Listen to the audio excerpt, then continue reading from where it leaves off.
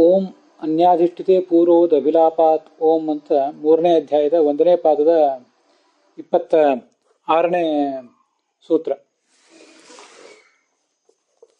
ಆ ಸೂತ್ರ ಯಾಕೆ ಹೊರಟಿದೆ ಅಂತ ಅನ್ನೋದನ್ನ ರಾಘವೇಂದ್ರ ಸ್ವಾಮಿಗಳು ತತ್ವಮಂಜರಿಯಲ್ಲಿ ಏನು ಹೇಳ್ತಾರೆ ಇತ್ಯಾದಿ ಸಂಗತಿಗಳನ್ನು ನಾವು ನೋಡಬೇಕು.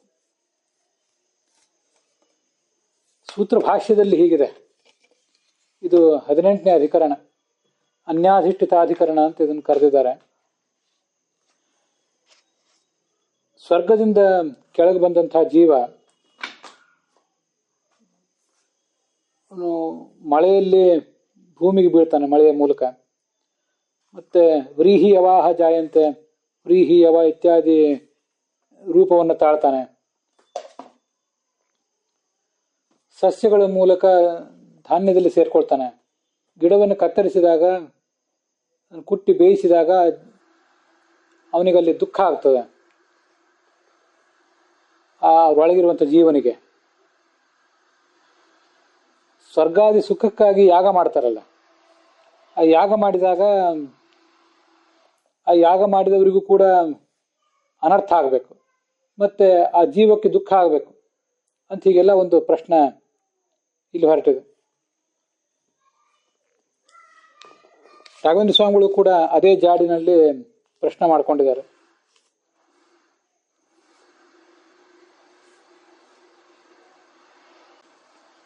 ನನು ತ ವ್ರೀಹಿ ಯವಾಹ ಓಷಧಿ ವನಸ್ಪತಯ ಸ್ಥಿಲಾಹ ಮಾಷಾಹ ಇತಿ ಜಾಯಂತೆ ಅಂತ ಇದು ಛಾಂದೋಗ್ಯ ಉಪನಿಷತ್ತಿನ 5ನೇ ಅಧ್ಯಾಯದಲ್ಲಿರುವಂತಹ ಮಾತು. ಈ ಶ್ರುತಿಯಲ್ಲಿ ಏನು ಹೇಳಿದ್ದಾರೆ? ಕರ್ಮಿಣಃ ವ್ರೀಹಿ ಯವಾದಿ ಭಾವಶ್ರವಣಾತ್, ಕರ್ಮವನ್ನು ಮಾಡಿದವನಿಗೆ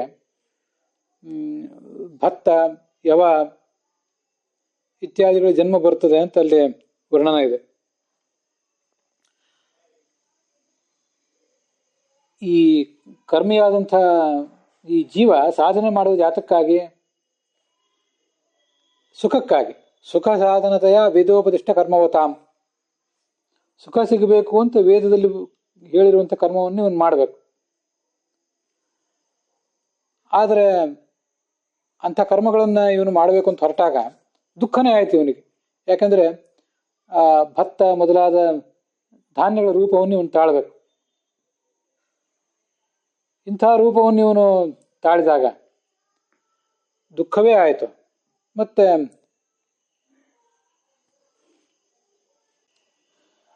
ಹೀಗೆ ಸುಖ ಬೇಕು ಅಂತ ಕರ್ಮವನ್ನು ಮಾಡ್ಲಿಕ್ಕೆ ಹೊರಟವನಿಗೆ ದುಃಖ ಸಿಕ್ಕಂತಾಯ್ತು. ವೇದದಲ್ಲಿ ನಾವು ನಂಬಿಕೆ ಇಟ್ಕೊಳ್ಳೋದು ಹೇಗೆ? ವೇದಾದಿ ಶಾಸ್ತ್ರಗಳನ್ನು ಹೇಗೆ ನಂಬೋದು ಈಗ ಪರಿಸ್ಥಿತಿ ಇದ್ದಾಗ? ಮತ್ತೆ ಹೀಗೇನಾದ್ರು ವೇದಾದಿ ಶಾಸ್ತ್ರಗಳ ಬಗ್ಗೆ ನಮಗೆ ಒಂದು ಬಾರಿ ಅಪನಂಬಿಕೆ ಬಂದರೆ, ಬ್ರಾಹ್ಮಣವು ನಿರ್ವೇದ ಮಾಯಾತ್, ಅಲ್ಲಿ ವಿರ್ವೇದ ಅಂತ ಆಗಿದೆ, ಅದನ್ನು ನಿರ್ವೇದ ಅಂತ ತಿದ್ದುಕೊಳ್ಬೇಕು ಪುಸ್ತಕ ಇಟ್ಕೊಂಡು ನೋಡುವವರು. ಬ್ರಾಹ್ಮಣ ವೈರಾಗ್ಯವನ್ನು ತಾಳಬೇಕು ಅಂತ ವೇದದಲ್ಲಿ ಹೇಳಲ್ಪಟ್ಟ ವೈರಾಗ್ಯದ ಬಗ್ಗೆನೂ ಸಂಶಯ ಬರ್ತದೆ. ಹೇಗೆ ವೈರಾಗ್ಯವನ್ನು ತಾಳಬೇಕು? ಆ ವೈರಾಗ್ಯವನ್ನು ತಾಳಿದ್ರೆ ಮುಂದೇನಾದರೂ ಸುಖ ಆಗ್ತದೋ ಇಲ್ವೋ ಅಂತ. ಯಾಕಂದ್ರೆ ಕರ್ಮವನ್ನು ಮಾಡ್ರಿ, ಕರ್ಮವನ್ನು ಮಾಡಿದ್ರಿಂದ ಸುಖ ಆಗ್ತದೆ ಅಂತ ಬಂದಿತ್ತು. ಕರ್ಮವನ್ನು ಮಾಡಿದ್ರು ಕೂಡ, ವೇದೋಕ್ತ ಕರ್ಮವನ್ನು ಮಾಡಿದ್ರು ಕೂಡ ಇವನಿಗೆ ಸುಖ ಆಗಲಿಲ್ಲ, ಹೊರತು ದುಃಖವೇ ಆಯಿತು ವ್ರೀಹ್ಯಾದಿ ಜನ್ಮಗಳನ್ನು ತಳೆದಿದ್ದರಿಂದ. ಆದ್ರಿಂದ ವೈರಾಗ್ಯವನ್ನು ತಳೆದಿದ್ದರಿಂದ ಆದರೂ ಏನು ಸುಖ ಸಿಕ್ಕಿತ್ತು ತನಗೆ ಏನು ಸಂಶಯ ಬರ್ತದೆ. ಮತ್ತೆ ಯಜ್ಞಾನ ಹಿಂಸಾಯುತತ್ವೇನ, ಯಜ್ಞಗಳೆಲ್ಲವೂ ಕೂಡ ಹಿಂಸೆ ಮಾಡ್ತವೆ, ಹಿಂಸೆಯನ್ನೇ ಒಳಗೊಂಡಿವೆ ಅವು. ಆದ್ರಿಂದ ಪಾಪ ಬರುವ ಸಾಧ್ಯತೆ ಇದೆ ಇವನಿಗೆ. ಆದ್ರಿಂದ ದುಃಖ ಆದ್ರಿಂದ ಇದು ದುಃಖಕ್ಕೆ ಕಾರಣ ಆಗ್ತದೆ ವೇದ ವಿಹಿತ ಕರ್ಮಗಳನ್ನು ಮಾಡಿದಾಗ. ಸುಖ ಹೇತುತ್ವೇನ, ಹೀಗೆ ಅದೆಲ್ಲವೂ ಕೂಡ ದುಃಖಕ್ಕೆ ಕಾರಣ ಆಗಬೇಕು ಅಂತಲೇ ನ್ಯಾಯಯುತ. ಪಶು ಹಿಂಸಾ ಮಾಡಿದ್ದರಿಂದ ಸುಖ ಹೇತುತ್ವೇನ ವಿಧಾನ ಅಯೋಗಾತ್, ಹೀಗೆ ದುಃಖಕ್ಕೆ ಕಾರಣವಾದ ಸಂಗತಿಗಳನ್ನ ಅದ್ಯಾವುದೋ ಭಾರಿ ಸುಖಕ್ಕೆ ಕಾರಣ ಆಗ್ತದೆ ಅಂತ ನೀವು ವರ್ಣನೆ ಮಾಡಿರೋದು ಅದು ಸರಿ ಇಲ್ವಲ್ಲ ಅಂತ ಇಷ್ಟು ಪ್ರಶ್ನೆ. ಆ ಪ್ರಶ್ನೆ ಬಂದಾಗ ಅದಕ್ಕೆ ಅನ್ಯಾಧಿಷ್ಠಿತೆ ಪೂರ್ವೋತ ವಿಲಾಪಾತ್ ಅನ್ನುವಂಥ ಯೋಗದ್ವಯಂ, ಯೋಗ ಅಂದರೆ ಸೂತ್ರ, 2 ಸೂತ್ರಗಳು ಹೊರಟಿವೆ. ಈ ಸೂತ್ರ ಮತ್ತೆ ಇದರ ಮುಂದಿನ ಸೂತ್ರ.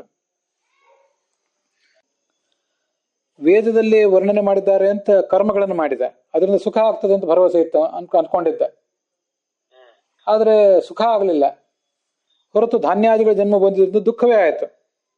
ಹೀಗಾಗಿಬಿಟ್ರೆ ನಾಳೆ ನಾನು ಸಕಲ ಸಂಘ ಪರಿತ್ಯಾಗ ಮಾಡಿ ವೈರಾಗ್ಯ ತಾಳ್ಬಿಟ್ರೆ ಕೂಡ ಅದರಿಂದ ಅವನು ಏರ್ ಸುಖ ಆಗ್ತದೋ ಇಲ್ಲ, ಮತ್ತು ದುಃಖನೇ ಹೆಚ್ಚಾಗ್ತಾ ಹೋದ್ರೆ ಈ ವೇದಗಳು ನಂಬೋದು ಹೇಗೆ ಅಂತ ಅವನಿಗೆ ಶಂಕಾ ಬರ್ತದೆ. ಆಮೇಲೆ ಅದಲ್ಲದೆ ಅಂತ ಇನ್ನೊಂದು ಕಾರಣ, ಯಜ್ಞಾನಾಂ ಹಿಂಸಾಯುತತ್ವೇನ ತತಃ ಪಾಪ ಸಂಭವೇನ ದುಃಖ ಹೇತುತ್ವಸ್ಯ ನ್ಯಾಯತ್ವೇನ ಸುಖ ಹೇತುತ್ವೇನ ವಿಧಾನ ಅಯೋಗಾಚ್ಚ ಅಂತ ಇನ್ನೊಂದು ಪ್ರಶ್ನೆ. ಯಜ್ಞಗಳನ್ನು ಮಾಡಬೇಕು ಅಂತ ಹೇಳಿದ್ದಾರೆ, ಯಜ್ಞದಲ್ಲಿ ಪಶು ಹಿಂಸಾ ಇದೆ. ಆ ಪಶು ಹಿಂಸಾ ಪೂರ್ವಕವಾದ ಯಜ್ಞ ಮಾಡಿಬಿಟ್ರೆ ಅದು ದುಃಖ, ಅಲ್ಲಿ ಹಿಂಸಾ ಆಯ್ತು, ಅದರಿಂದ ದುಃಖವೇ ಆಗ್ತದೆ. ಎಲ್ಲಿ ಯಾವ ಪ್ರಾಣಿಗಳನ್ನು ಹಿಂಸೆ ಮಾಡಿರ್ತಾರೋ ಆ ಪ್ರಾಣಿಗಳಿಗೂ ಹಿಂಸೆ, ಇವನಿಗೂ ಅದರಿಂದ ಪಾಪ ಆಗಬೇಕು. ಪಾಪ ಆಗೋದ್ರಿಂದ ಪಾಪ ಕೊನೆಗೆ ಆ ಶಿಕ್ಷೆ ಅನುಭವಿಸಿದಾಗ ಅವ್ರಿಗೆ ದುಃಖನೇ ಆಗ್ತದೆ ಹೊರತು ಸುಖ ಆಗೋದಿಲ್ಲ. ಆದ್ರಿಂದ ಸುಖ ಆಗ್ತದೆ, ಅದೊಂದು ಯಜ್ಞಾದಿಗಳನ್ನು ಮಾಡ್ರಿ ಸ್ವರ್ಗದಲ್ಲಿ ಸುಖ ಆಗ್ತದೆ ಅಂತ ಯಜ್ಞಾದಿಗಳನ್ನು ಮಾಡ್ರಿ ಅಂತ ಹೇಳೋದು ಹೇಗೆ ಅಂತ ಪ್ರಶ್ನೆ. ಎರಡು ಪ್ರಶ್ನೆಗಳು ಒಟ್ಟು. ಈ ಒಂದು ಪ್ರಶ್ನೆ ಏನು ಬಂದಿದೆ ಇದನ್ನು ಕೂಡ ಶುಭೇನ ಕರ್ಮಣ ಸ್ವರ್ಗಂ, ಶುಭೇನೈವ ಕರ್ಮಣ, ಶುಭೇನ ಕರ್ಮಣ ಸ್ವರ್ಗಂ ನಿರೇಂಚ ವಿಕರ್ಮಣ ಅಂತೆಲ್ಲ ಏನು ಹಿಂದೆ ಬಂದಿದೆ, ಅದರ ಮೂಲಕವೇ ಇಲ್ಲಿಯೂ ಇದಕ್ಕೂ ಕೂಡ ಉತ್ತರ ಕೊಟ್ಟೇ ಇದ್ದಾರೆ. ಇತಿ ಭಾಷ್ಯೇಣೈವ ನೋಡಿ, ಅದನ್ನ ಹೇಗೆ ತಿಳ್ಕೋಬೇಕು ಅಂದ್ರೆ, ತದರ್ಥಸ್ಯಾಪಿ 31ನೇ ಗದ್ಯ ಭಾಗದಲ್ಲಿ ಆರಂಭದಲ್ಲಿ ತದರ್ಥಸ್ಯಾಪಿ, ಈ ಅರ್ಥವೂ ಕೂಡ, ಈ ಅರ್ಥವನ್ನು ಕೂಡ ಸಂಗ್ರಹೋ ಬೋಧ್ಯ, ಈ ಅರ್ಥವೂ ಕೂಡ ಸಂಗ್ರಹಿಸಲ್ಪಟ್ಟಿದೆ ಅಂತ ತಿಳ್ಕೋಬೇಕು ಅಂತ ಆ ವಾಕ್ಯದ ಕೊನೆಯಾಗಿ 4ನೇ ವಾಕ್ಯದ ಕೊನೆಯಾಗಿದೆ ಅದು.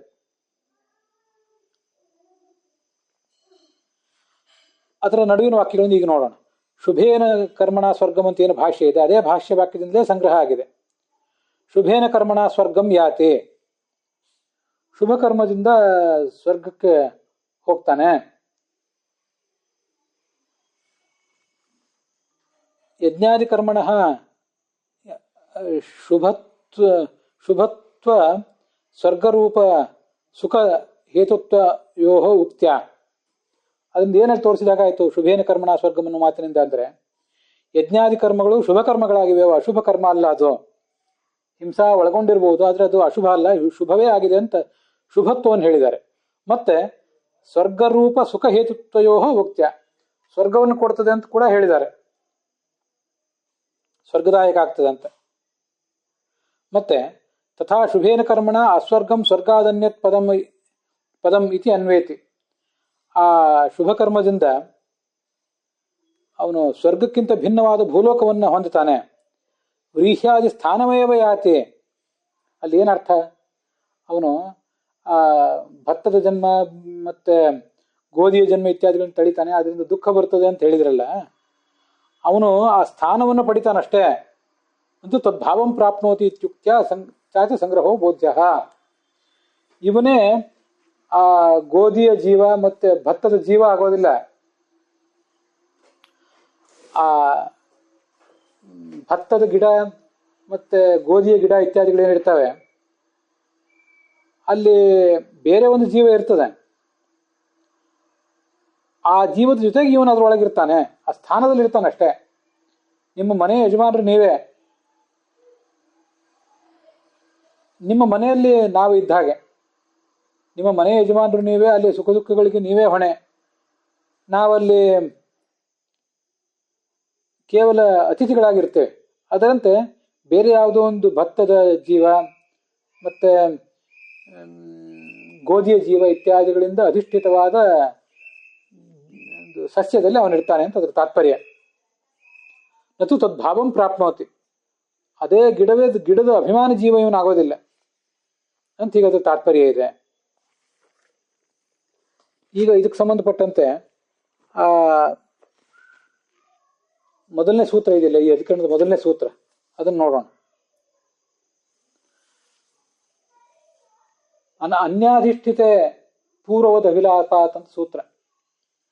ಅನ್ಯಾಧಿಷ್ಠಿತೆ ಅಂದ್ರೆ ವ್ರೀಹ್ಯಾದಿ ಶರೀರೇ ಪ್ರವೇಶ ನತು ಭೋಗಸ್ಯ. ಅನ್ಯ ಅಂದ್ರೆ ಬೇರೆ ಯಾರೋ ಒಬ್ಬ ಜೀವ ಆ ವ್ರೀಹ್ಯಾದಿಗಳಲ್ಲಿ ಇದ್ದಾನೆ, ಅದರೊಳಗೆ ಇವನು ಕೂಡ ಪ್ರವೇಶ ಮಾಡಿರ್ತಾನಷ್ಟೆ ಆ ಗಂಡಿನ ದೇಹಕ್ಕೆ ಹೋಗೋದಕ್ಕಾಗಿ. ನತು ಭೋಗ ಅಸ್ಯ, ಅದರಲ್ಲಿದ್ದು ಭೋಗ ಇವನಿಗಾಗೋದಿಲ್ಲ. ಅಂದ್ರೆ ವ್ರೀಹಿ ಯವ ಮೊದಲಾದ ಧಾನ್ಯಗಳನ್ನು ಕೊಡುವ ಸಸ್ಯಗಳನ್ನು ಕತ್ತರಿಸಿದಾಗ ಅಲ್ಲಿ ಒಳಗಿರುವಂತಹ ಜೀವಕ್ಕೆ ದುಃಖ ಸುಖ ಆಗೋದು. ಈ ಆಗಂತುಕನಾಗಿ ಹೋಗಿರುವವನಿಗೆ ಏನು ಸುಖ ಆಗೋದಿಲ್ಲ, ಸುಖವೂ ಆಗೋದಿಲ್ಲ, ದುಃಖವೂ ಆಗೋದಿಲ್ಲ. ಅದು ಹೇಗೆ ಅಂದ್ರೆ, ಉದಾಹರಣೆಗೆ ಯಜ್ಞದತ್ತ ಮತ್ತು ದೇವದತ್ತ ಅಂತ ಇಬ್ಬರು ಜೀವರಿದ್ದಾರೆ ಅಂತ ತಿಳ್ಕೊಳ್ಳಿ. ಅಲ್ಲಿ ಯಜ್ಞದತ್ತ ಅಂತ ಮೊದಲ ಜೀವ, ಅವನಿಗೆ ಈ ಯಾವುದೋ ಒಂದು ಪ್ರಾರಬ್ಧ ಕರ್ಮದ ಕಾರಣದಿಂದಾಗಿ ಈ ವ್ರೀಹಿಯ ಜನ್ಮವನ್ನು ತಾಳುವಂಥ ಪ್ರಸಂಗ ಬಂದಿದೆ. ಅದು ಅವನು ಪ್ರಾರಬ್ಧ ಕರ್ಮದಿಂದ ಬಂದಿದೆ. ಆ ಸಸ್ಯದಲ್ಲಿ ಅವನಿರ್ತಾನೆ. ಮತ್ತೇನಾದರೂ ಕತ್ತರಿಸುವುದು, ಹುರಿಯುವುದು ಇತ್ಯಾದಿ ಆದಾಗ ನೋವಾಗುವುದು ಅವನಿಗೆ, ಸುಖ ಆಗುವುದು ಅವನಿಗೆ. ಹೊರತು ಈ ದೇವದತ್ತ ಅಂತ ಇನ್ನೊಬ್ಬ ಜೀವ ಅಲ್ಲಿದ್ದಾನಲ್ಲ, ಅವನಿಗೆ ಏನೂ ಅದರಿಂದ ಸುಖ ದುಃಖ ಇತ್ಯಾದಿಗಳಾಗೋದಿಲ್ಲ. ಮತ್ತೆ ಆ ದೇವದತ್ತ ಅಂತ ಇನ್ನೊಬ್ಬ ಜೀವ ಇದ್ದಾನಲ್ಲ, ಆ ಇನ್ನೊಬ್ಬ ಜೀವನಿಗೆ ಆ ತಂದೆ ಶರೀರಕ್ಕೆ ಪ್ರವೇಶ ಮಾಡಿ ಅಲ್ಲಿಂದ ಮುಂದೆ ಅವನು ತಾಯಿ ಶರೀರಕ್ಕೆ ಹೋಗಿ ಬೆಳೆಯೋದು. ಹೊರತು ಆ ಗಿಡದ ಅಥವಾ ಸಸ್ಯದ ಯಜಮಾನಿ ಜೀವ ಇದ್ದಾನಲ್ಲ, ಅವನಿಗೆ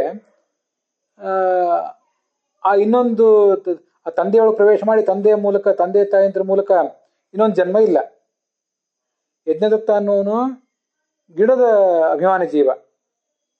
ಅವನಿಗೆ ಆ ಮನುಷ್ಯ ರೂಪದಿಂದ ಪುನರ್ಜನ್ಮ ಇಲ್ಲ, ಅಥವಾ ಮನುಷ್ಯ ರೂಪನೋ ಪ್ರಾಣಿ ರೂಪನೋ ಇಂಥ ಯಾವುದೋ ಜನ್ಮದಿಂದ ಪುನರ್ಜನ್ಮ ಅವನಿಗಿಲ್ಲ.